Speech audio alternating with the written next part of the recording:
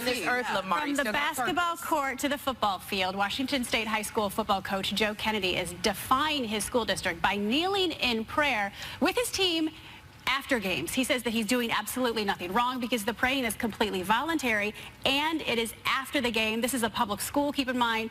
Isn't he violating the federal law that really bans prayer in school? Yes. No, Candace? Yes. No, because our Constitution, people get this, the separation of church and state does not mean that we cannot pray publicly. It actually guarantees our free exercise of religion, so that if it is voluntary, we are allowed to pray wherever we would like to. Why did they take prayer out of the beginning of school and now it's just silence to recognize the other types Lord, of... I don't know, and I wish they would put it back in.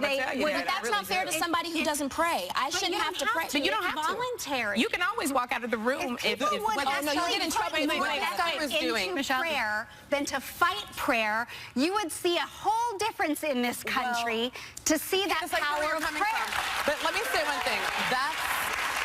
I don't disagree with you, although that is why you have private schools for people of certain religions to go to either a Christian school or whatever your faith is, and then you can have a faith-based education. Yes. I will say that when I first heard this story, I was with Raven saying it's against the Constitution, separation of church and state. When I read a little bit more into it, this guy, after the games, he was by himself, would close his eyes, say a prayer. He began with Lord, not the musician, Lord, and then just Paula in case, and then went into, you know, thank you for the blessings of these children being here and that we come in as rivals, leave as brothers. The message was actually very nice. He didn't force people to come pray with him, and actually I guess an agnostic kid who goes to the school also did. It was as long as people don't feel left out. That's my one thing. But here's the thing about it. He was doing this for 7 years. He was praying. The captain of the football team was an agnostic, and he would pray with him. I mean, it's so interesting because I just did a movie which is out in the theaters called Woodlawn, and it's about the power of prayer. And it's the same thing with the football team, a coach who prayed and they stopped it. But I don't think this is fair. Let me tell you.